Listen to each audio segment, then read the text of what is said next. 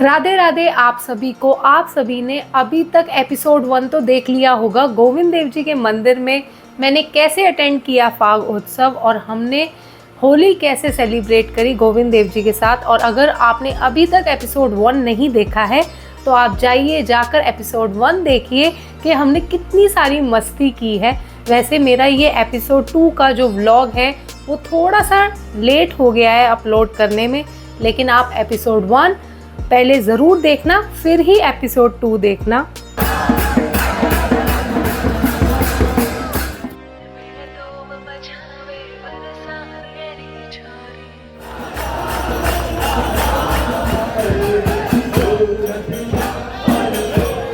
दर्शन करके आने के बाद दादी के साथ थोड़ी सी मस्ती करी और फिर हमने एंजॉय किया अपना लंच, क्योंकि बहुत भूख लग रही थी। सुबह से हम सिर्फ दर्शन कर रहे थे, खाया कुछ भी नहीं था। 2 hours later. थोड़ा सा रेस्ट करने के बाद हम आ गए रचना झांकी दर्शन करने गोविंद देव जी के। आप सभी देख सकते हैं कितने सुंदर दर्शन हो रहे हैं ठाकुर जी के।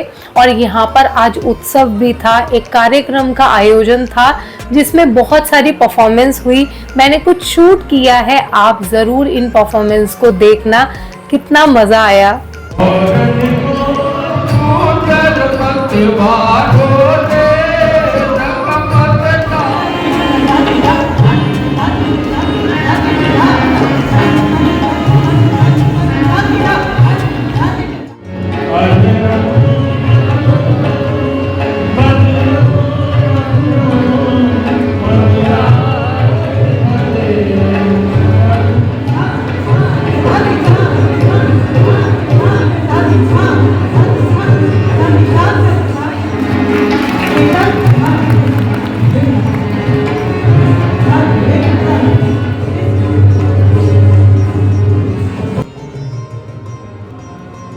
यहाँ कार्यक्रम में कुछ क्लासिकल डांसर्स आए हुए थे, काफ़ी फेमस डांसर्स थे और सभी ने अपनी अपनी परफॉर्मेंस दी और ठाकुर जी को रिझाने की कोशिश की। आप सबको कैसे लगी इनकी परफॉर्मेंस ज़रूर बताना कमेंट बॉक्स में। वैसे हमें लाइव देखने में तो बहुत मज़ा आया। कार्यक्रम अटेंड करने के बाद हम सभी आ गए थे मंदिर से बाहर। सोचा क्यों ना थोड़ा सा आसपास घूमा जाए, वेदर बहुत अच्छा हो रहा था इस टाइम पर और हमने सोचा क्यों ना एक चाय का ब्रेक लिया जाए, चाय पीते हैं। और साथ में मैंने सभी के लिए यहाँ पर भेल बनवा ली थी। चाय और भेल का कॉम्बिनेशन आपको कैसा लगता है ज़रूर बताना। वैसे मुझे तो चाय के साथ भेल पूड़ी खाना बहुत अच्छा लगता है और भेल चटपटी भी थी। चाय पीने के बाद हम आ गए वापस मंदिर गोविंद देव जी, क्योंकि आरती का समय होने वाला था और हम सभी यहाँ पर आरती में बैठ गए, वेट कर रहे थे ठाकुर जी के पट खुलने का। और तब तक हमने आनंद लिया यहाँ पर होने वाले कीर्तन का।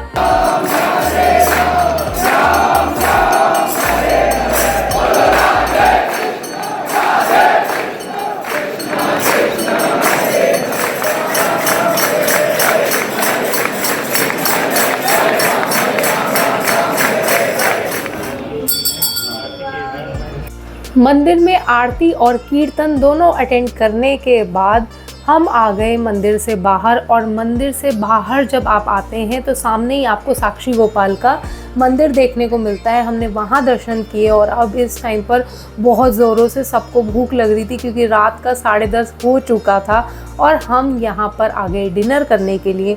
और सच्ची बताऊँ भूख बहुत तेज़ थी, लेकिन उतनी ही वेटिंग भी थी। Early the next morning. अगले दिन सुबह हम आ गए मंगला आरती अटेंड करने के लिए, जो होती है सुबह 5 बजे। तो हम 4 बजे ही मंदिर आ गए थे, क्योंकि यहाँ पर होता है बहुत सुंदर कीर्तन और उस कीर्तन का आनंद आप सब भी लीजिए।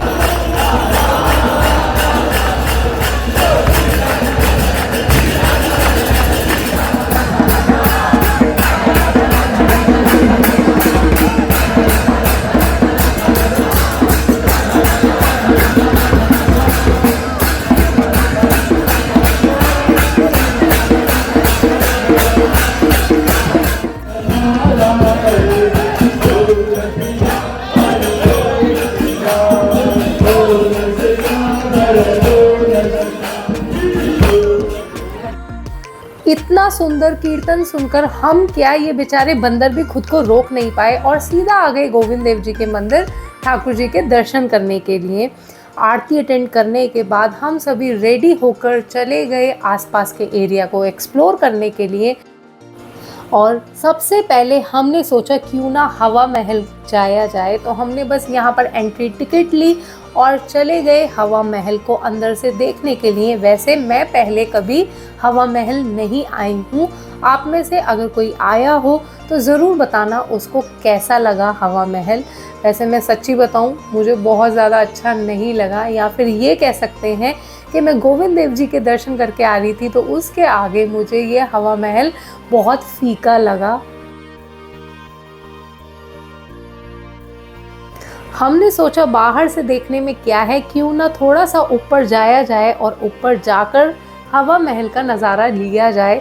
तो हम सभी ऊपर आ गए और कुछ ऐसा है हवा महल का नज़ारा, आप देख सकते हैं।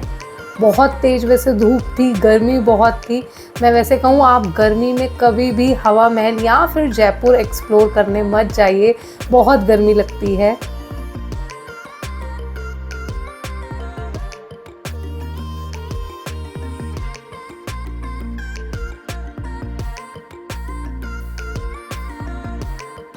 हवा महल के अंदर जाकर आप फ़ोटो शूट ज़रूर करा सकते हैं, यहाँ पर फ़ोटोज़ बहुत अच्छी आती हैं, अच्छी लोकेशन है फ़ोटो शूट करने के लिए। और वैसे मैं देख रही थी यहाँ पर प्री वेडिंग शूट करने के लिए भी काफ़ी लोग आए हुए थे। आप अगर अपना करवाना चाहें तो आप जा सकते हैं। वैसे इतनी गर्मी में तो मुझे नहीं लगता कि कोई फ़ोटो शूट करवाएगा। धीरे धीरे करके हम एक एक फ्लोर ऊपर जाने लगे और सोचा क्यों ना ऊपर तक जाकर हवा महल को एक्सप्लोर किया जाए। वैसे मुझे सभी फ्लोर एक जैसे ही लग रहे थे, कुछ भी ऐसा खास लग नहीं रहा था। फिर मैंने सोचा जब यहाँ तक आए हैं तो क्यों ना देख ही लेते हैं आसपास कैसा है हवा महल, क्योंकि आज से पहले मैं नहीं आई।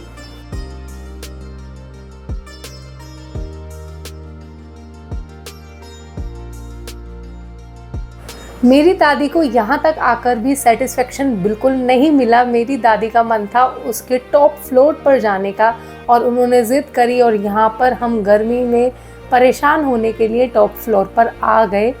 वैसे हवा महल के टॉप फ्लोर पे जब आप आ जाते हैं तो जयपुर का जो आसपास का व्यू देखने को मिलता है वो बहुत मज़ेदार है। हवा महल की अब तक की सबसे बेस्ट चीज़ मुझे ये व्यू लगा है, बाकी और कुछ भी मुझे खास नहीं लगा। और दादी यहाँ पर आकर बहुत खुश थी क्योंकि उन्हें आसपास का ये नज़ारा देखने को मिला और खुद को राजमाता से कम नहीं समझ रही थी।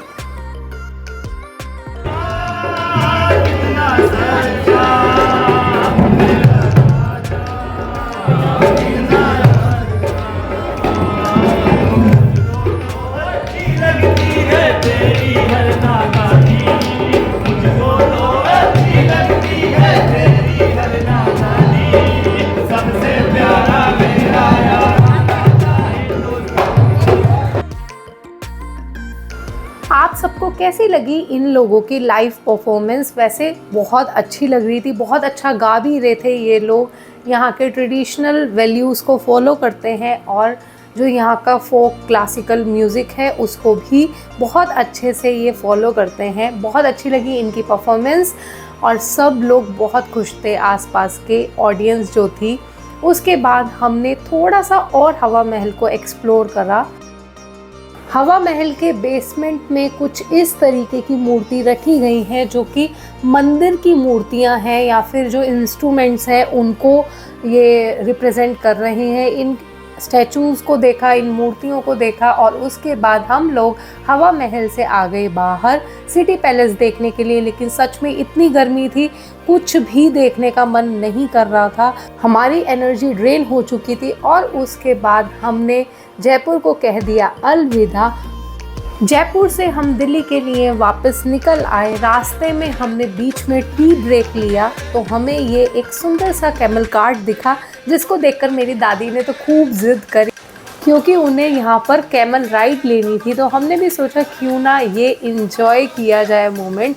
और देखो यहाँ पर कितनी मस्ती कर रही हैं दादी, तो मेरी फुल ऑन मस्ती के मूड में रहती हैं और उन्होंने ये राइड खूब इंजॉय करी। हमने तो सिर्फ फोटोज खींच के ही काम चला दिया।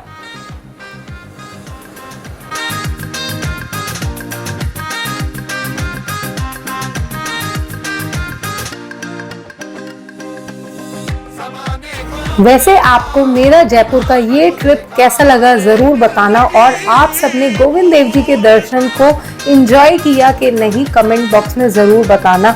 और अगर आप अभी तक जयपुर के गोविंद देव जी मंदिर दर्शन करने नहीं गए हैं तो आप सभी प्लीज़ जाइए, बहुत आनंद आता है। और वहाँ की मंगला आरती तो आप कभी मत मिस करना, इतना अद्भुत कीर्तन होता है, बहुत सुंदर। और इस होली नहीं गए हो तो अगली होली ज़रूर जाना। जय श्री राधे।